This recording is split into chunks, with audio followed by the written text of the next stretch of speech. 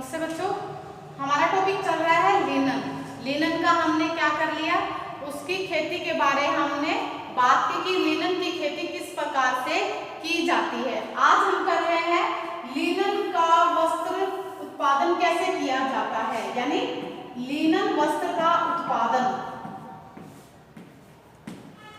कि कपड़ा बनाने की जो प्रोसेस होती है वो कैसे होती है।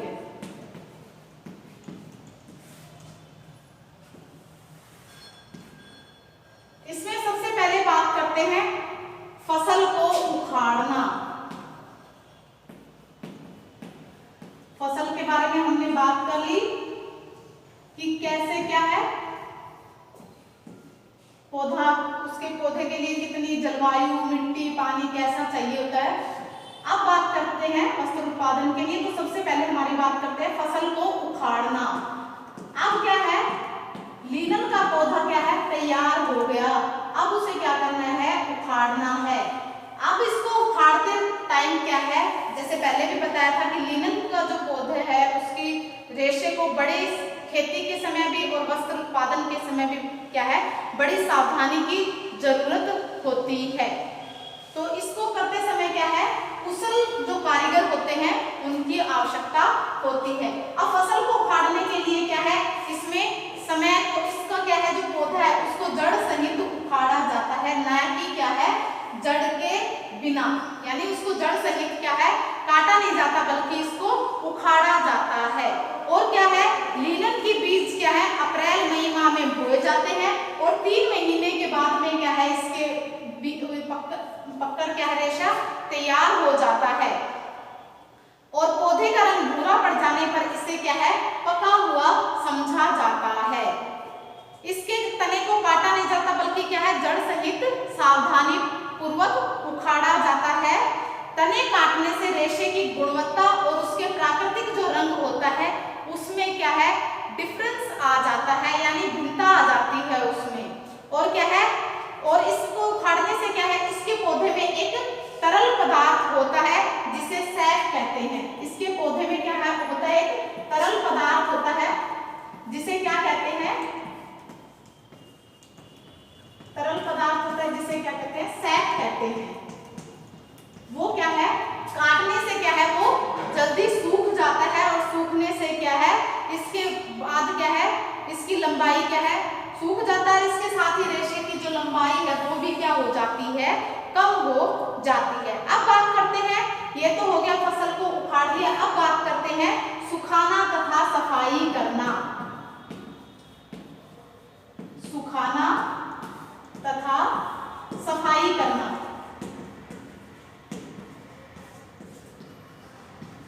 अब इसको क्या किया जाता है, धूप में इसको इनके बंडल बना लिए, फसल को उखाड़ने के बाद इनके यहाँ पे स्टेज पर क्या है बंडल बना दिया। अब इन बंडलों को क्या कर दिया जाता है, बंधे हुए बंडलों को धूप में सूखने के लिए छोड़ दिया जाता है। सूख जाने के पश्चात क्या है, इनमें से पत्तियां व बीज क्या कर लिए जाते हैं, अलग अलग कर लिए जाते हैं। यह कार्य अत्यंत सावधानी से पूर्वक की जाती है ताकि रेशे टूट न पाए। आजकल क्या है, जो ये सफाई का कार्य पहले हाथों से किया जाता था, लेकिन आजकल क्या है मशीनों के द्वारा यह कार्य किया जाने लगा है। और इसके बाद क्या है, सफाई के पश्चात पौधों को क्या है वापिस क्या है बंडलों में बांध दिया जाता है। अब बात करते हैं इनकी गलाने की बात करते हैं, यानी अब इनको क्या किया जाता है, गलाया जाता है। गलाने को क्या बोलते हैं, रैटिंग भी बोलते हैं इसको।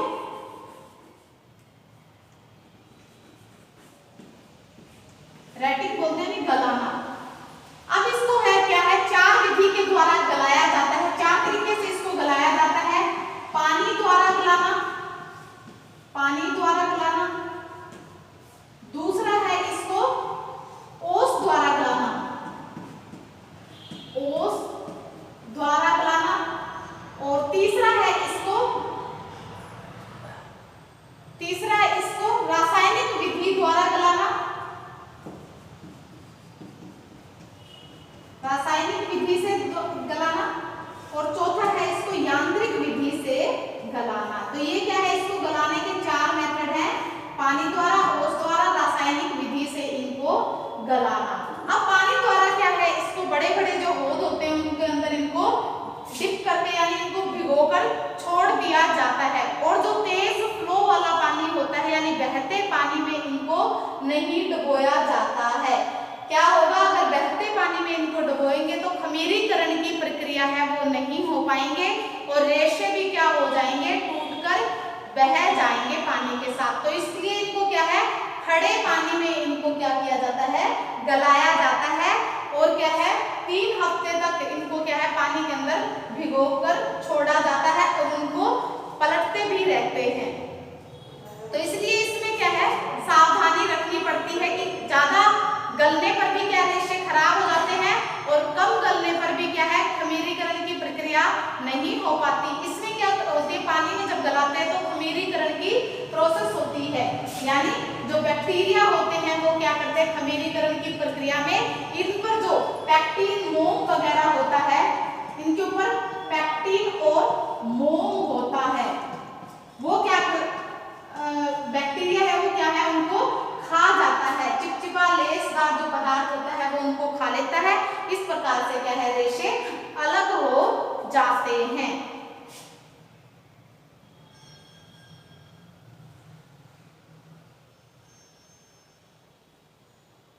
अब है ओस द्वारा गलाना। जहां पर जिन देशों में क्या है, जहां पर ज्यादा ओस या बरसात होती है वहां पर क्या है ये प्रोसेस किसके, ओस द्वारा इनको खुले में क्या है बंडल खोलकर बिछा दिए जाते हैं और इनको टाइम टू टाइम क्या है पलटा जाता है। यह कार्य क्या है 19 से 22 दिन या 3 हफ्ते इसमें लग जाते हैं। रात में ओस पड़ने से नमी व दिन में सूर्य की प्रकाश की गर्मी मिलने से क्या है बैक्टीरिया यानी खमीरीकरण की प्रोसेस होती है और क्या है उनमें से क्या है ये रेशे है वो अलग हो जाते हैं। अब बात करते हैं रासायनिक विधि द्वारा। लिनन को रासायनिक विधि से गलाने का कार्य भी किया जाता है। इसके लिए सोडा एस, ऑक्जेलिक एसिड, रासायनिक विधि में क्या करते हैं soda S,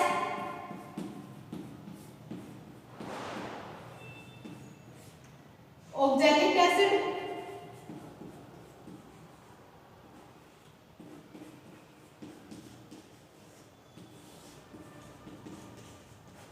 soda S, oxalic acid और क्या करते हैं इसमें कास्टिक सोडे का प्रयोग किया जाता है।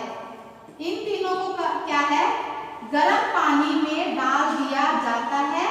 ये प्रोसेस क्या है इन दोनों के कंपैरिजन में कम समय लेती है और ये क्या है गर्म पानी में डालने से क्या है खमीरीकरण की जो प्रक्रिया है जल्दी स्टार्ट हो जाती है। परंतु क्या है जो रासायनिक विधि से जो रेटिंग करते हैं वो क्या है थोड़े से रेशों को कमजोर कर देती है।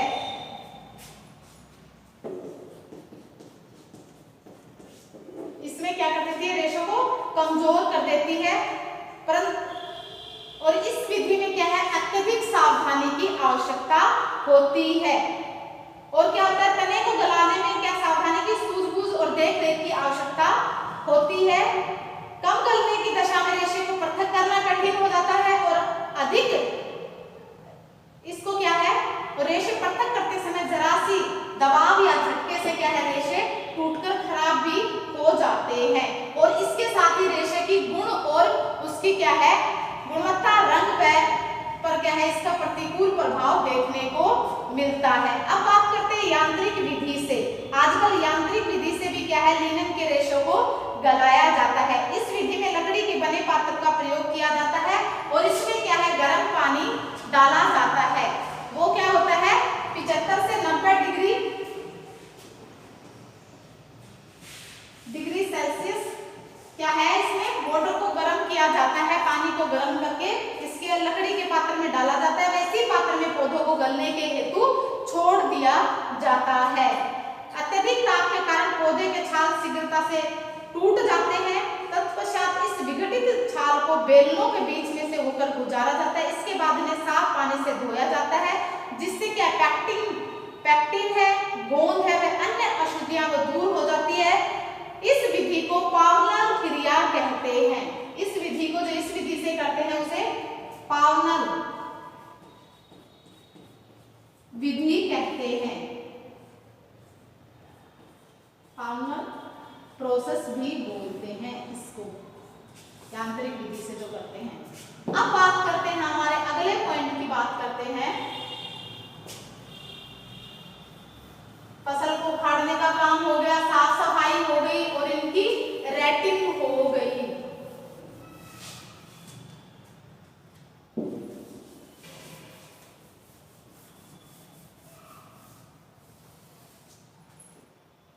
अब बात करते हैं तोड़कर या कूटकर रेशे अलग करना। अब रेशों को अलग करने का, तोड़कर या कूटकर,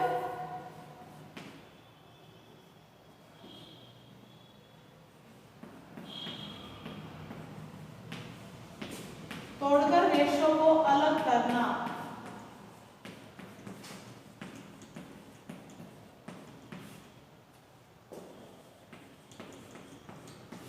रेटिंग होने के बाद अब रेशों को क्या है, इसके पश्चात क्या है, इन्हें लोहे के बेलनों के बीच में से गुजारा जाता है और क्या किया जाता है, जिससे तने के कठोर भाग हो जाते हैं वो रेशे अलग हो जाते हैं। यह क्रिया तोड़ना कहलाती है। ये क्या कहलाती है, तोड़ना कहलाती है। इसको तोड़ना प्रोसेस भी बोलते हैं, कि तोड़ना कहते हैं। इसके पश्चात क्या है, हाथ अथवा मशीन की सहायता से रेशे अलग किए जाते हैं, जिन्हें स्केचिंग भी कहते हैं। स्केचिंग भी बोलते हैं, स्केचिंग भी बोलते हैं, यानी खींचना जो बोलते हैं ना, खींचना, स्केचिंग भी बोलते हैं, स्केचिंग। इस क्रिया को करने के लिए योग्य एवं कुशल व्यक्तियों की आवश्यकता होती है। प्राप्त रेशों को चमक, लंबाई व रंग के आधार पर क्या कर लिए जाते हैं, अलग अलग श्रेणियों में बांट लिया जाता है। लंबे रेशे से उत्कृष्ट रेशे बनाए जाते हैं, छोटे रेशों से निम्न कोटि के वस्त्र बनाए जाते हैं, या उनको मिश्रित जो रेशे हैं उनमें भी इनको मिश्रित कर क्या है, अलग प्रकार के क्या है, वस्त्र बनाए जा सकते हैं। और जो लंबे रेशे होते हैं वो मुलायम, चमकीले और क्या है, ठंडक देने वाले होते हैं। अब बात करते हैं इनकी कंघी करना। तोड़ने के बाद क्या करते हैं, कंघी करते हैं। कंघी किस लिए करते हैं, आपको पहले भी बताया था। इसमें कंघा नुमा होता है और उसके जो डंडियां होती है वो खुली खुली होती है इसके अंदर जो, और इसमें क्या है, रेशों को क्या है, पैरेलल यानी समांतर करने के लिए उसको निकाला जाता है। इनको रेशों के बीच में से निकाला जाता है, यानी बालों में कंघी करते वैसे ही कंघी की जाती है, जिससे लंबे रेशे अलग हो जाते हैं और छोटे रेशे क्या हो जाते हैं, अलग हो जाते हैं। लंबे रेशे होते हैं उन्हें लाइन बोलते हैं। छोटे रेशे जो होते हैं उन्हें क्या बोलते हैं, लंबे रेशों को क्या बोलते हैं, इसमें लंबे रेशे हैं वो क्या कहलाते हैं, इसके लाइन। और जो छोटे रेशे होते हैं, छोटे रेशे टो कहलाते हैं। टो कहलाते हैं। लंबे रेशे लाइन कहलाते हैं, छोटे रेशे टो कहलाते हैं। रेशे का स्वरूप क्या है, व्यवस्थित हो जाता है, पता चल जाता है कि ये कौन से रेशे हैं, ये कौन से रेशे हैं। और कंघी करने से जो भी इसमें इम्प्योरिटीज होती है, अशुद्धियां होती है, वो भी क्या हो जाती है, दूर हो जाती है। इस विधि में मोटे व छोटे रेशों से लंबे व बारीक रेशों से अलग कर देते हैं। लंबे रेशों से उत्तम कोटि के लिनन के वस्त्र बनाए जाते हैं। छोटे रेशों से यानी टो जो होते हैं उनसे क्या है, निम्न कोटि के वस्त्र बनाए जाते हैं, या उनको दूसरे रेशों में मिश्रित करके वस्त्रों को बनाया जाता है। अब बात करते हैं, हमारी कंघी हो गई, अब बात करते हैं स्पिनिंग की बात करते हैं, यानी कताई की बात करते हैं।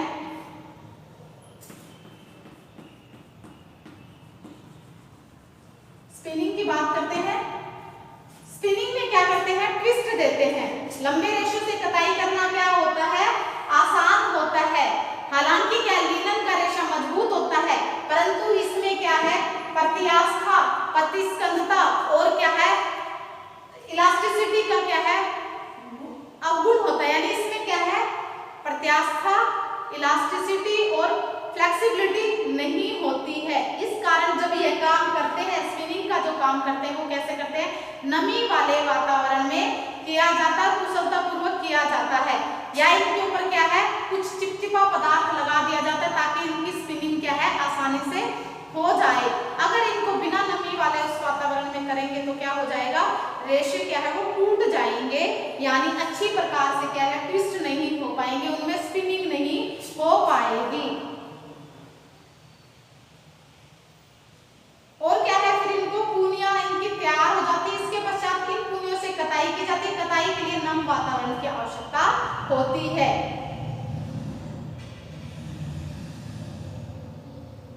सूखी अवस्था में जो रेशे तैयार किए जाते हैं वो क्या होते हैं, थोड़े मोटे खुरदरे होते हैं, और जो नम वातावरण में जो रेशे तैयार किए जाते हैं वो क्या चमकदार और मुलायम होते हैं। अब बात करते हैं हमारी बुनाई की। स्पिनिंग हो गई, अब क्या है कपड़ा बुनेंगे इससे,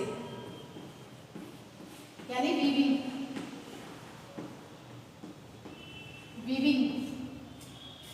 बुनाई में क्या करते हैं, पहले भी बताया था कि क्या है ताना और बाने का यूज किया जाता है, ताना बाना किया जाता है, और इसमें क्या है वस्त्र बनाया जाता है। इसको भी क्या वस्त्र बनाते समय भी क्या बहुत ज्यादा झटके सहन करने पड़ते हैं, और क्या है धागा टूट जाता है। तो ये काम भी क्या है नमी वाले वातावरण में ही किया जाता है। इसके ऊपर क्या है धागों पर एक क्या लगा दिया जाता है, बुनाई करते समय लेप लगा दिया जाता है ताकि वो क्या है उनके झटके जो होते हैं उनको सहन करने की उनको क्षमता मिल जाए। लिनन से वस्त्रों की बुनाई में रोएदार बुनाई करना असंभव होता है। ट्विल बुनाई का भी इसमें क्या है प्रयोग नहीं किया जाता, क्योंकि क्या है ये जो रेशा है स्वयं में ही क्या है बहुत मजबूत होता है, इसलिए क्या ट्विल बुनाई से बुना हुआ वस्त्र भी मजबूत होता है, तो इसलिए क्या ट्विल बुनाई की आवश्यकता इसमें नहीं होती है। इसके लिए जैकार्ड, सादी, साटिन और सैटिन बुनाई का प्रयोग किया जा सकता है। फूल या नमूनों पर साटिन बुनाई का प्रयोग किया जाता है, जिससे सीधी तरफ बाने या फ्लोट तथा उल्टी तरफ क्या है ताने या फ्लोट भी नमूने का निर्माण किया जाता है। अब बात करते हैं इसमें हमारी परिसज्जा की बात करते हैं, परिसज्जा या फिनिशिंग करते हैं।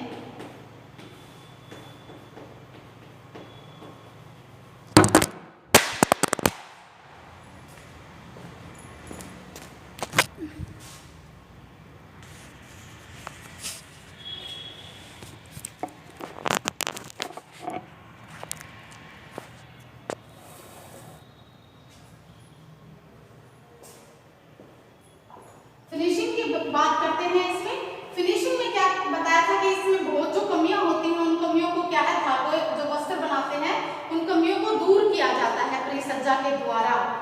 वस्त्र तैयार करने के बाद क्या है इस वस्त्र में निखार आ जाता है। लिनन का रेशा प्राकृतिक रूप से क्या होता है पीलापन लिए हुए होता है, तो क्या करते हैं इसमें ब्लीचिंग की जाती है।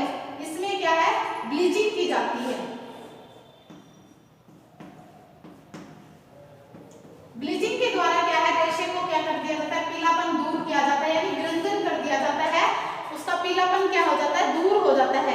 तो इसके लिए क्या है मोस्टली क्या है नेचुरल ब्लीचिंग की जाती है। नेचुरल ब्लीचिंग है वो क्या होती है हरी घास के ऊपर क्या है इसको धूप में छोड़ दिया जाता है, उसे क्या कहते हैं जो सूर्य की रोशनी पड़ती है उसके द्वारा क्या है नेचुरल जो ब्लीचिंग हो जाती है। इसको ग्रास ब्लीचिंग भी कहा जाता है। रासायनिक विधि से विरंजन करने से वस्त्र में चमक तो आ जाती है, परंतु क्या होता है रेशा क्या हो जाता है कमजोर हो जाता है। और क्या है इसको चिकना करने के लिए क्या की जाती है कुटाई की जाती है, बीटिंग की जाती है। इसको जो चिकना बनाते हैं तो रेशे को कूटा जाता है, बेलनों के द्वारा कूटा जाता है, जिससे क्या होता है रेशा फ्लैट हो जाता है, चपटा हो जाता है। चपटे होने से वो क्या है फैल जाता है, जिससे उसमें क्या दिखाई देने लग जाती है रेशा चमकदार दिखाई देने लग जाता है। लिनन के स्तर पर रोए नहीं होते, अगर रोए उठे दिखाई दे तो समझ लेना चाहिए क्यों, क्योंकि क्या है लिनन का जो अच्छा प्योर जो फैब्रिक होगा उसको क्या है समानांतर रेशों से बनाया जाता है, यानी लाइन से बनाया जाता है। जैसे बताया था लंबे रेशे लाइन कहलाते हैं, लाइन से बनाए जाते हैं। अगर उनके ऊपर लिनन के वस्त्रों पर रोए दिखाई देते तो इट मींस क्या है उसका मतलब ये है कि वो टो से प्रिपेयर किए गए वस्त्र हैं, छोटे रेशों से किए गए वस्त्र हैं। लिनन के रेशो पर रंग, कपास के रेशो। अब रंग की बात करते हैं, डाई की बात करते हैं। डाई क्या है? रंगाई। जो सूती वस्त्र होते हैं उसके कंपैरिजन में क्या है, इस पर और भी अधिक समय लगता है रंगाई में। इसके लिए क्या, क्यों? क्योंकि क्या होता है, एक तो इसमें टूटने की क्षमता बहुत ज्यादा होती है, यानी बहुत ज्यादा ये क्या करते हैं, टूटते हैं। और इसके जो पोर्स होते हैं, इसके जो पोर्स होते हैं वो क्या होते हैं, इसके जो पोर्स होते हैं यानी इनको बोलते हैं, जो उनके जो अभेद बोलते हैं, इनको नॉन पोरस बोलते हैं, अभेद बोलते हैं या